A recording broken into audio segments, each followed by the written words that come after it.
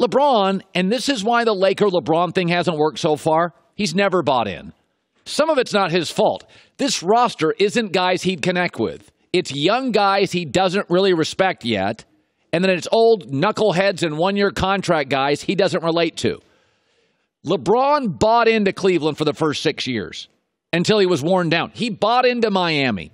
He bought into Kevin Love and Kyrie for a couple years. He didn't buy into this team. He didn't have any close friends on it. Miami felt like an absolute buy-in day one. Duncan, Brady, you got to buy in.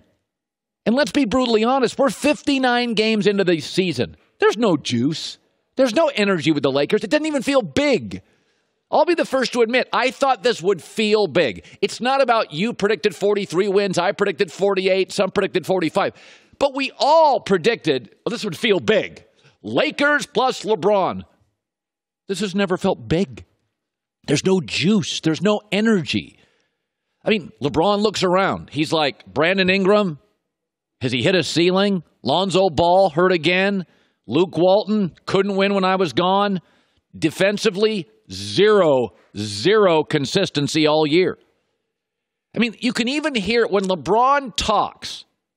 You can tell he's still trying to figure it out. When the star doesn't buy in, you can feel it. It's palpable, and the players know it. Then the stories come out and the trade rumors come out where they're all basically furniture about to be moved, and they go from he didn't buy in to he really doesn't like us. You know what this reminds me of a little bit? Aaron Rodgers last year. Aaron Rodgers, like LeBron, gets hurt, is not really playing at 100%. And there were all these stories about McCarthy and Aaron Rodgers that Aaron no longer bought in. And the team sensed it. And Green Bay got derailed after that injury, and they never really got momentum. It's the same thing. LeBron had a little buzz early. Then LeBron got hurt, derailed, comes back, not 100%. He doesn't buy into Luke, doesn't buy into the young guys, doesn't buy into Lance. You can sense it. By the way, I don't think Anthony Davis, even if he comes to Los Angeles, solves this, their biggest problem, which is they don't have enough shooters, and LeBron knows it. LeBron's not necessarily worked well with big guys. He didn't work great all the time with Chris Bosh. He didn't work great all the time with Kevin Love. He was great with Kyrie. He works with shooters. Anthony Davis, he doesn't solve that. Lakers are 28th in three-point shooting, 29th in free throw percentage. Anthony Davis doesn't solve those issues. He makes the Lakers better and more interesting, but he didn't solve their biggest issue. They're a lousy shooting team in a shooter's league. This year, though, it's never felt big. The West was already good, and then Houston, a good team, added Kenneth Faried. They're better. And then Portland was already good, and they added Rodney Hood and Enes Kanter. They're better. And Oklahoma City just added Marquise Morris. Oh, they're better. Like, let's just admit it. I'm wrong on this. It's not the win total. I could still get to 48, what I predicted. But it has never, ever felt big. It's disappointing. Chris Mannix, First Things First, talked about their biggest flaw. There are not enough guys in that locker room that have real equity in that team. LeBron knows he's a Laker for the next 3-4 years or whatever. How many other guys in that locker room can say that? And I think that matters. I think when you have to dig deep in moments like this, how many of those guys think, I'm not going to be here that much longer anyway. I'm playing for myself anyway. You got half the team is on one-year contracts. They're basically mercenaries out there. I think that's a major factor in this team kind of crumbling over these last couple of weeks. I completely agree. When the star doesn't physically and emotionally buy in, Aaron Rodgers this year in Green Bay, LeBron with the Lakers, everybody in the shop can sense it. People fall for the same thing over and over and over and over. NFL, by and large, you got to play hard every game. The regular season matters for your seeding. It's just one of the reasons the Patriots have a dynasty is they play a lot of home games in December and January in Foxborough. They're not nearly as good on the road. They won this year in Kansas City, but generally that's a big part of their success. By the way, Alabama doesn't play any big road games anymore. You notice that out of conference in football. But in basketball, there's the regular season and there's the playoffs. And especially for the good teams and the star players, you're just trying to get through the regular season, stay in shape, stay healthy, get the chemistry good. But it just doesn't matter. to the teams like Boston, who have been getting to the Eastern Conference Finals, have a rich history. Doesn't matter to LeBron, Golden State. I even think Houston this year, now they have Kenneth Faried. They kind of know they're good. They sense they're going to be okay. Let me ask you, you really think now, I hear all these criticisms about Boston, they're just going to flop around like a dead fish in the playoffs. No, they're not. They're going to win the East. At minimum, they're going to get to the Eastern Conference Finals, but put it down. 3 best teams in the league are Golden State 1, Houston 2, Boston 3rd. You're falling forward again.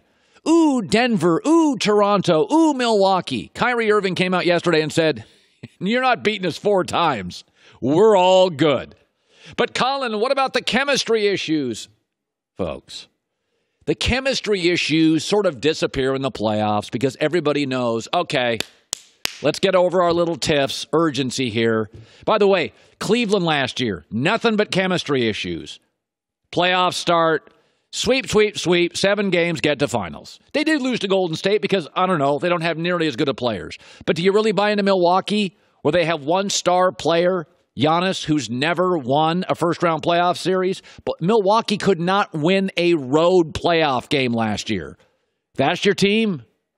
I mean, you think – I watched those games against Boston. They can't win road playoff games. You're going to go from that to what? NBA champs? Toronto. Got one-star player, Kawhi Leonard. Kawhi Leonard, it should be noted.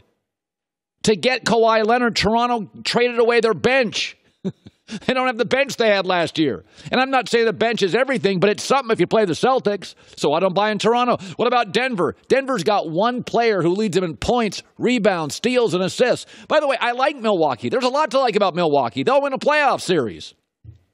But is Milwaukee ever proven, is Giannis ever proven they can go on the road and win a couple of games in the playoffs?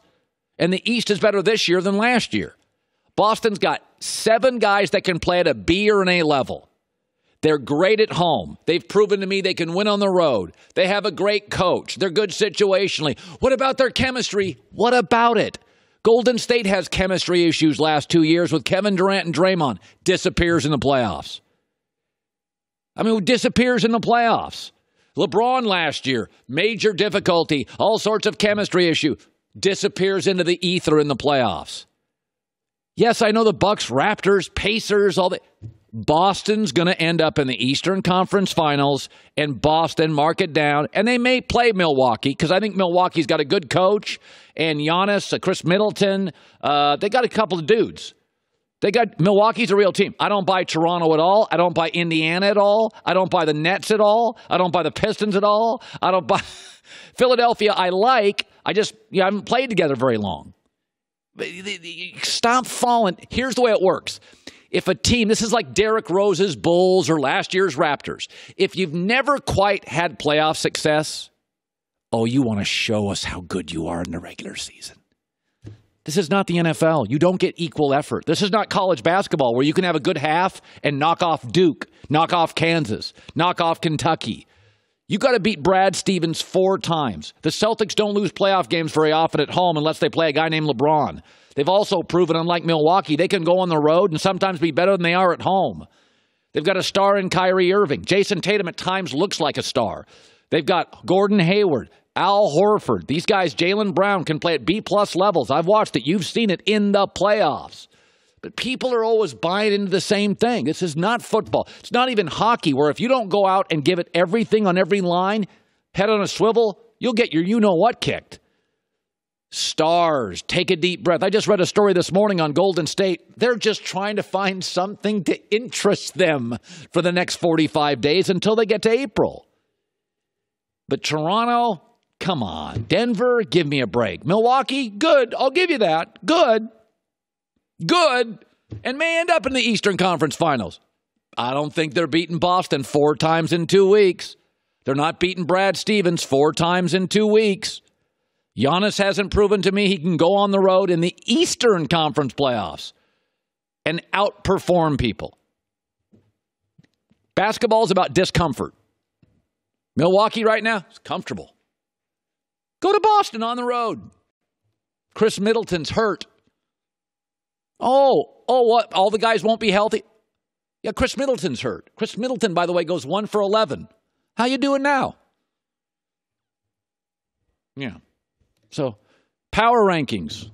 power rankings once again. Golden State 1, Houston 2, Boston 3.